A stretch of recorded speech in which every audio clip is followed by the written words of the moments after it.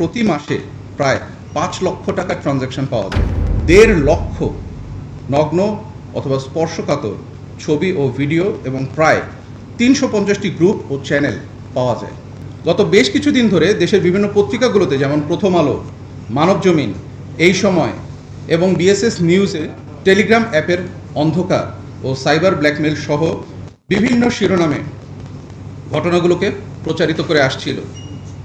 এরই ধারাবাহিকতায় সাম্প্রতিক অনুসন্ধানে একটি সুসংগঠিত সাইবার অপরাধ চক্রের সন্ধান, যারা বাংলাদেশের স্কুল, কলেজ ও বিশ্ববিদ্যালয় পড়ুয়া মেয়েদের টার্গেট করে তাদের ব্যক্তিগত ছবি ও ভিডিও সংগ্রহ, সংরক্ষণ এবং বাণিজ্যিকভাবে বিক্রি করে আসছিল। টেলিগ্রাম প্ল্যাটফর্ম ব্যবহার করে তাদের কার্যক্রম পরিচালনা করে থাকে। চক্রটি দেশের বিভিন্ন স্কুল, কলেজ এবং বিশ্ববিদ্যালয়ের মেয়েদেরকে তাদের ফেসবুক বা ব্যক্তিগত ডিভাইস হ্যাকিং এবং ব্রেকআপের পর প্রাক্তন প্রেমিকদের কাছ থেকে গোপন ছবি, ভিডিও এক্সপোজ করে অর্থের বিনিময়ে সরবরাহ করে থাকে। প্রথমে ডেমো টেলিগ্রাম চ্যানেলে সীমিত ছবি এবং বিভিন্ন ভিডিও আপলোড করা হয়।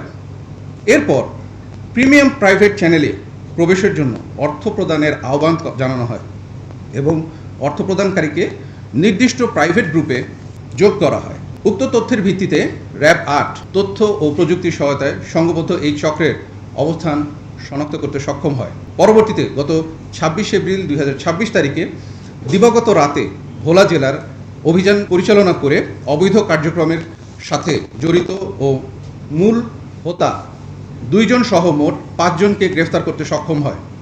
গ্রেফতারকৃতরা হলো মেরাজুর রহমান আরমান ছদ্মনাম মার্কো, বিল্লাল হোসেন অন্তর ছদ্মনাম RDX প্রফেসর, রবি আলম মমিন, আলামিন ইসলাম ওরফে মাহি এবং মোহাম্মদ হাসিব। গ্রেপ্তারকৃতদের নিকট থেকে এটিএম কার্ড, মোবাইল ফোন এবং জাতীয় পরিচয়পত্র উদ্ধার করা হয়। প্রাথমিক জিজ্ঞাসাবাদে ও যাচাই বাছাইপূর্বক তাদের ব্যবহৃত মোবাইল থেকে ১.৫ লক্ষ নগ্ন অথবা স্পর্শকাতর ছবি ও ভিডিও এবং প্রায় ৩৫০টি গ্রুপ ও চ্যানেল পাওয়া যায়।